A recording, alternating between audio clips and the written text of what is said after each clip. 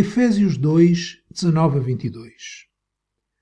Assim que já não sois estrangeiros nem forasteiros, mas concidadãos dos santos e da família de Deus, edificados sobre o fundamento dos apóstolos e dos profetas, de que Cristo é a principal pedra de esquina, no qual todo o edifício bem ajustado cresce para templo santo no Senhor, no qual também vós juntamente sois edificados para a morada de Deus em Espírito.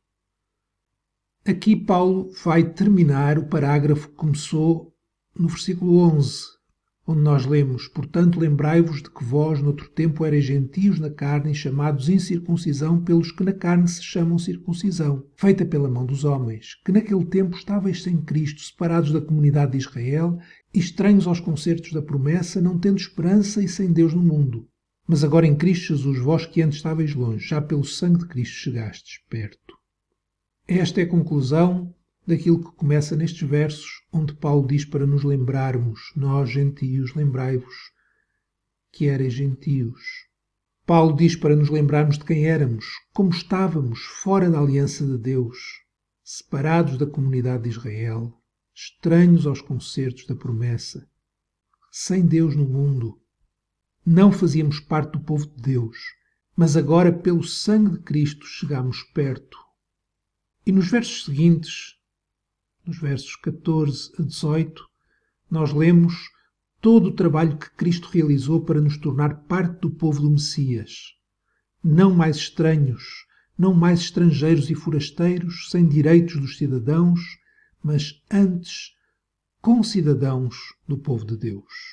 Não somos mais estrangeiros nem forasteiros, mas concidadãos dos santos e da família de Deus. E Paulo diz que fomos edificados sobre o fundamento dos apóstolos e dos profetas, de que Jesus Cristo é a principal pedra de esquina. Isto não significa que Cristo seja uma parte do fundamento e os apóstolos e profetas sejam outra parte do fundamento. Não, os apóstolos só são o fundamento na medida em que anunciam a Cristo. Ele sim é a pedra de esquina. Ele sim é o verdadeiro fundamento. E em Jesus Cristo, em Jesus Cristo, a pedra de esquina, todo o edifício bem ajustado cresce para templo santo no Senhor. Paulo diz que em Cristo Jesus, pedra de esquina, ele usa a figura do edifício. Todo o edifício bem ajustado vai crescer para se tornar templo santo do Senhor. E Cristo é o agente desse crescimento.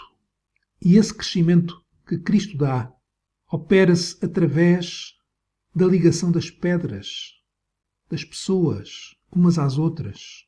Tal como o apóstolo Pedro fala na sua carta, na primeira carta de Pedro 2, 4 e 5, e chegando-vos a ele, pedra viva, reprovada na verdade pelos homens, mas para Deus eleita e preciosa, vós também, como pedras vivas, sois edificados casa espiritual e sacerdócio santo para oferecer sacrifícios espirituais agradáveis a Deus por Jesus Cristo.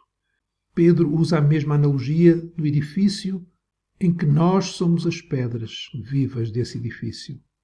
Por isso Paulo diz, no qual também vós juntamente sois edificados. É pela forma como nos ajustamos uns com os outros que o edifício cresce em Cristo. E a forma como nos ajustamos uns aos outros é função de cada uma das pedras. Cada um de nós estar em Cristo Jesus. Estar em Jesus, estar no Senhor. É na medida em que cada um de nós, no nosso corpo, também somos templo do Espírito Santo.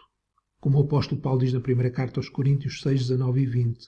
Ou não sabeis que o vosso corpo é templo do Espírito Santo, que habita em vós proveniente de Deus, e que não sois de vós mesmos?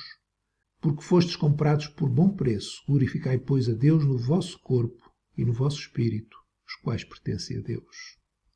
Cada um de nós é templo do Espírito Santo, mas é na forma como nos ajustamos uns aos outros que nós, juntamente, somos edificados para a morada de Deus em espírito.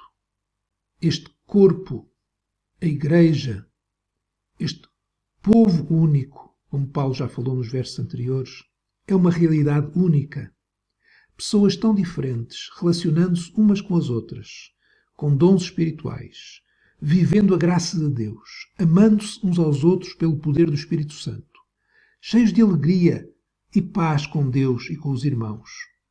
Esta é uma realidade espantosa, que nunca antes existiu, mas em Cristo Jesus passou a existir e existirá por toda a eternidade, para a glória de Deus.